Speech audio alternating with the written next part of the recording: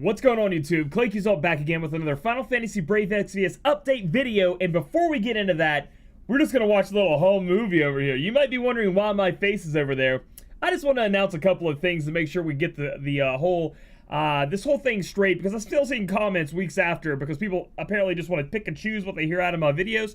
So we're going to watch this clip of me, and then we're going to explain it real quick. So let's go ahead and hit this play button right here. Today, I have decided I will not be spending any more money in Final Fantasy Brave Exvius until I see how that unit of choice ticket is going to be implemented into the game. I'm going completely free to play. I will not be buying Lapis, Amazon coins, anything like that until I decide, not the masses, not Reddit, not Facebook, me personally, that the unit of choice ticket is correct in the way that it's being implemented to the game. I will not be spending anymore. I'm not. So hopefully you guys get the picture here. I wasn't not spending. There were lots of issues. But my issue of going to not spending was because of unit of choice particularly. The reason for this is unit of choice is very important so that the free-to-play players who are unlucky do not get left behind. Okay? So not only did they put the unit of choice ticket in the game that we were talking about and make it easy to obtain in a raid or some other form in a story mode, they have now announced every beginning of the month they're going to announce where and when we can get those tickets. They make it big, flashy letters like we're in Vegas telling us, this is where the unit of choice ticket is. We're not trying to hide it. Please get it. Please get it. It's important every time it's available. Their communication's at an all-time high. They've been doing a lot of great stuff for the game. And overall, the whole, in my opinion, Global's on the way up. So I just want to confirm that. Also, a lot of people are thinking that I've changed my tune. One, due to Hio coming out. Nope, they fixed the unit of choice ticket before Hio came out, so I could go back to spending. Two, maybe because I'm hosting FanFesta now, that I'm some kind of goomy Square Enix lover, and that's changed my mind, warped my mind or something. Guys, I've already done 2 FanFestas. You guys can believe what you want to. I am 100% honest with you at all times. I'm never going to do that because it's a bad move for me morally, and it's a bad move. Like, I will never. Like, that's just bad. Sorry. Shouldn't harp on that anyway. And before I made this video, you guys probably won't believe this, but the haters, but at least the people who are somewhat trusting in me and want to make sure they can trust in me, I was signed to do FanFesta before I made this video. Believe it or not, I have the proof. I have been told I can tell you guys this. I was signed to do FanFesta before I made this video. So putting that and all my Square Enix and my Gumi into a stressful, my relationship with them after they signed me for FanFesta into a stressful situation, all to make sure that the game was in a good state. So you can believe that or not.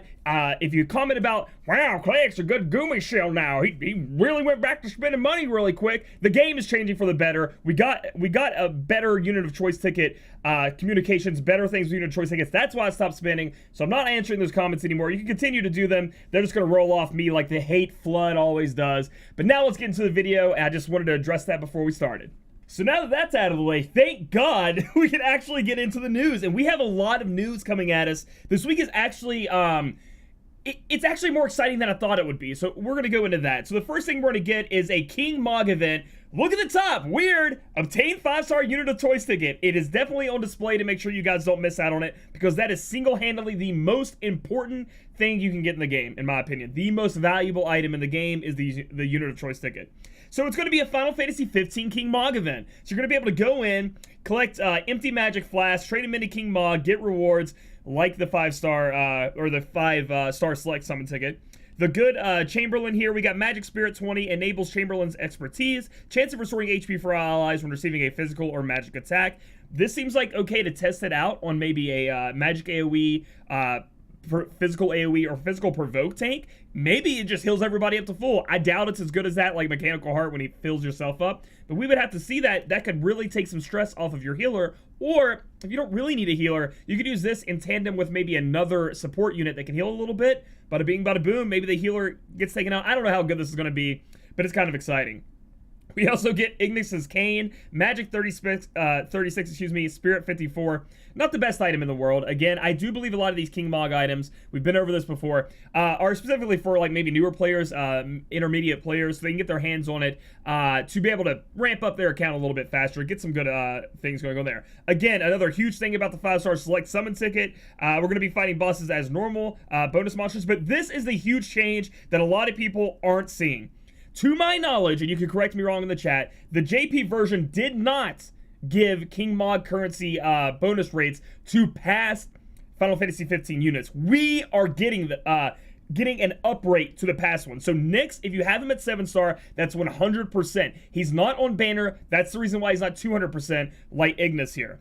So you can see that the units that are on banner do get their normal rate ups. You know, 5-star base gets 100%. 4-star base gets 75, 3-star gets 50%. But we also are getting a bonus from Noctis, 6-star, excuse me, or 5-star base. Nyx, 5-star base. Gladios, Arabea, and our boy Prompto. All of these units are giving us bonus. Okay? That is amazing. It means you don't even have to pull this banner. If you have these units already, you're going to get King Mog. You know, you're going to get plus to your King Mog bonus, which is a great, great thing. A lot of people were always wondering why certain units didn't get a bonus. Now, a couple of people are upset that that a couple of the characters, like the lower tier characters, aren't included in the bonus here. My God, look how long this list is. And the banner is only 3 units. The banner is literally Ignis, the 4-star base here, and then the 3-star base. That's it. But they're adding all of these other units in there to help you guys out. Now, these may be all 5-star base units, I do believe, but that's still a chance for you guys to be able to get more bonus if you have these units. Great change there. I really enjoy that. That's going to help us out. Moving on from that, we're going to go ahead down and talk about the actual Final Fantasy 15 banner. Strangely enough, it is a normal banner that we used to get back in the day. 1 5-star base, 1 4-star base, and Libertas with a 3-star base there. Let's see. Free special Final Fantasy 15 ticket with every 10+1 summon. Only available from this featured summon banner. Collect 5 special tickets to perform 1 special ticket summon. The special ticket summon will only consist of 6 existing Final Fantasy 15 5-star units. So, if you perform 5 summons, it looks like, so 5K, so 25K, like a step up, when you cash in this Final Fantasy 15 ticket, you guys are going to be able to get any of the 5-star bases, which would be like, it's Nyx, Ignis, Prompto, Noctis, or Aranea, right? Oh, Aranea, and then also Gladi. So it's 6. So it's 6 of them. So Gladi Daddy. So again, I don't think that's the best thing in the world, but at least they're giving us something. I don't even think this is necessary in all cases. But again, for the people out there who are going to be spending high on this banner, this is a way for you guys to get back a little bit of something. So anything like that helps. I wish it would have been just you get Ignis, but I guess that'd be a little too gracious there. So let's talk about Ignis and what exactly kind of unit he is. He's a 5-star base going up to 7-star support unit. We can look at the Super Trust Mastery Reward, attack 145, magic 145, MP 20%. It is a dagger. I'm assuming this is going to be good on hybrid units. If the hybrid unit can put on a dagger, this is a lot of attack stat, a lot of magic stat to be throwing on somebody. So yeah, that's what I think that Super Trust Mastery Reward is going to be for. Unless a unit has maybe Dagger Mastery in the future, magic or attack-wise, this could also be very useful. Looking at his Trust Mastery Reward, now I may be overlooking this, but when I first initially read this, the only thing that came to my mind is like the MP boost and the LB gauge boost. This has a lot of different abilities. The defense buff and the spirit magic buff, they're really not that much. But I can see this maybe if you get this third on a support unit, you don't want to have a buffer, but you want somebody that can get MP back. You could pretty much turn anyone into an MP battery, I guess. So that's why it's good. I think that's the most important thing with it. So I do believe personally that both of these are skippable. The STMR and the TMR are skippable, but I can see their uses all the same. So let's talk about Ignis as a unit. Is he good? What exactly does he do? He's a very strong support unit. He has the ability to buff up your stats. He has the ability to dual cast his abilities. He has the ability to MP regen, HP regen, get rid of all your status elements, puts 100% status element resist up, and he has the ability to imbue elements onto your units. The only drawback to Ignis, so he's a very similar character to CG Nickel in that what he does, he just has to have a turn to ramp up. Essentially, he has to activate an ability before he can use all of his pretty much really good support abilities. So he has to use, like, they're kind of locked behind a turn of him, like, ramping up. But then after that, he just starts popping off, and he's extremely powerful. In terms of so again, he's going to provide the same support in a way that CG Nickel does. I think a bit stronger in my opinion, but he has a turn off, but he provides, he does all that, and he fills in the imbue unit slot. So for example, your Hios, your Tidus, anybody using fixed dice, he's going to be able to put that imbue onto them, making them even more powerful. If, for example, you wanted to use your Hio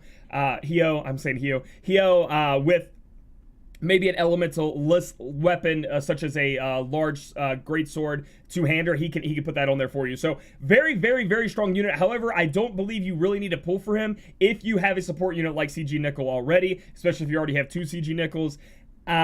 You're going to be good without our boy Ignis here. You're going to be fine, I think, in my opinion. Moving on down, we do see Ravis here, an attacker, 4-star base going up to, let's see, 1, 2, 3, 4, 6-star. Doesn't look like they have a 7-star. Looks like an amazing unit. I mean, I think that the unit looks cool. Trust Master Reward, keeping back the dark. Boost attack by 40% and dark resist by 50%.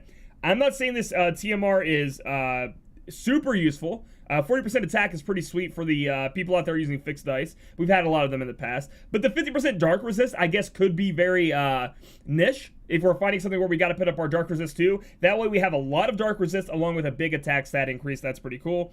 I overall, again, with the way the meta is, the non-potential 6-star units without having some kind of major niche move that can help your team, I just don't really see it. I'm gonna have to look into Ravis more on our banner review, but not too excited. And then we have Libertas. You guys all know about Libertas. We're not gonna get into him too much. His limit burst is very, very cool. One of the funniest limit bursts in the game. He does get his 6-star awakening, so we'll have to see if that helps him all at all in the banner review, but I highly doubt it. Moving on, we have Hasiko's Revenge. This is going to be from the FFBE FanFest units raid. We're going to fight this person. Light element is effective. Bring magic attackers if possible. You might have a tough time if you don't build up your resistance against stone element. So we're going to have to be status element resistant stone at least. Apparently we want to bring magic attackers, so I'm not sure what that's about. Light element is effective against her. We'll have to see how that goes. Looks like we can get raid currency as always. Rare summon tickets. Cursed Yari. It is a lance. Attack 98, dark element, has a chance of inflicting stone, and then enables deadly thrust. Damage and MP drain from one enemy. Overall, not too excited for this lance, personally. The dark element has always been one that people just don't really look at to chain. The big ones are like fire, lightning, water with Tidus, etc. This one just doesn't really make me excited. So overall, you know, I'm always excited to do the fight and participate in it, but not really excited for the rewards there on that. Let's move on to the next one. Again, like I said, new units to awaken. I bet a lot of you guys were excited to click on this. And then you see Libertas. Hey, dude, Libertas has got to have his time to shine too. Something I didn't know was coming is the daily free summon. So for a week, it looks like we're going to get free summons from Friday to the next Friday. No idea why they did this. I'm not complaining. I'm not complaining. But very excited about getting this. I mean, that's just one thing you guys can do. Another extra summon you guys can do for fun every day. And it makes it enjoyable to log into the game. One of the things I'm really missing is the unit enhancement up. You know, for when we need to do our Cactuars and things like that. We haven't gotten one since we've gotten the Cactuar fusing ability. So I'm just wondering, where is it at? You know, like, I want one. It really helps out with that. Scorn of the Marching Beast comes out. This is another one of those trials where you can get... This guy doesn't want to load, I guess. Another one of those trials where it's a repeat trial. You can go and get some rewards. We'll try to click on that in a minute. Let's see if the Mad Doll loads up for me. There we go. I'm actually excited to fight this guy. So first off, check out this Mad Doll. Definitely Vape Nation. Just like, you could have like the little troll glasses come in, you know, with the little deal with it or whatever. The little weed come down, he's puffing out the weed smoke. I don't know. That's exactly what I thought. I was like, this guy's high as hell. This doll is high as hell. Anyway.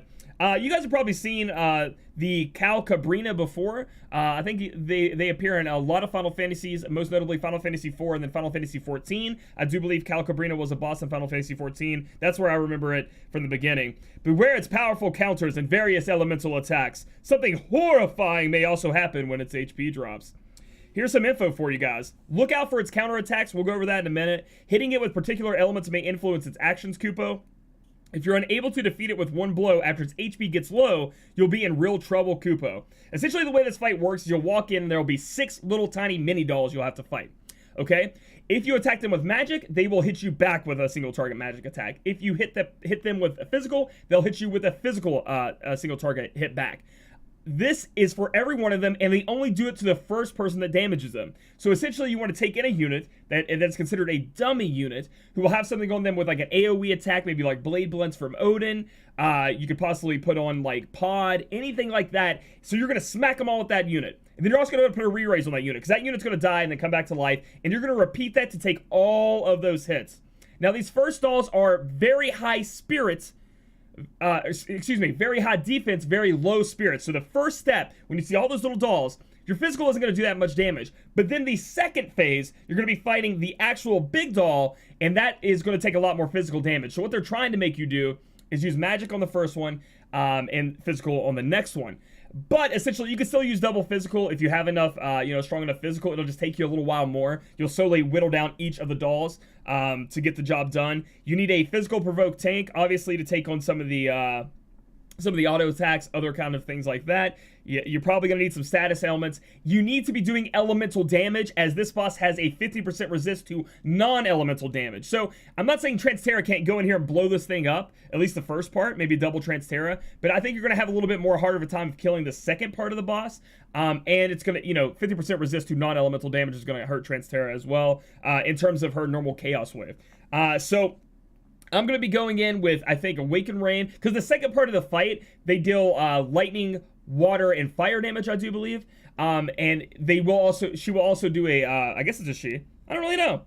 It says it's, so anyway, it will also do 50% in peril for those. So you can either get up to 100% and then buff your resistances to those three elements so that your magic tank can cover that, because it is going to be AoE. I do not think there's any physical AoE in this fight. So essentially the strategy is, again, have a dummy unit. Mine's going to be Awaken Rain on the first part, I do believe. He's going to Blade Blitz or do an AoE attack. They're going to crush him probably. I'm going to re-raise with my CG Fina.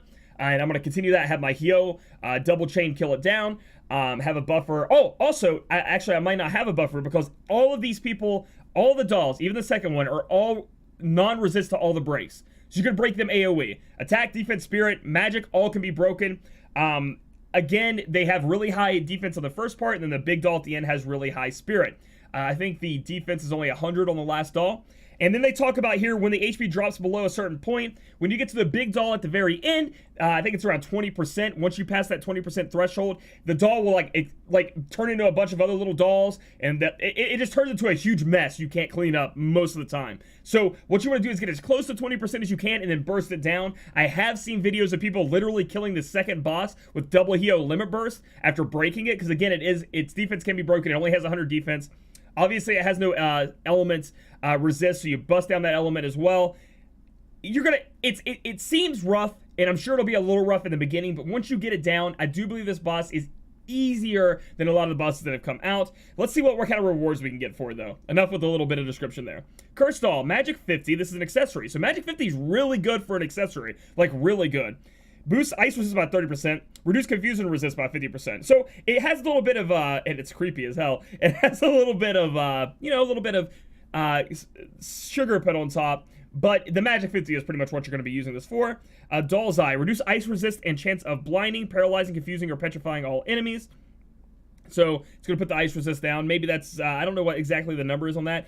But here's a big one right here. Dancing Doll. You have to deal fire, water, earth, and light damage. So I'm assuming you're going to want to do that during the first phase, just to let you guys know, because you have all those dolls. It is going to take forever if you take double physical. That's what I would do personally.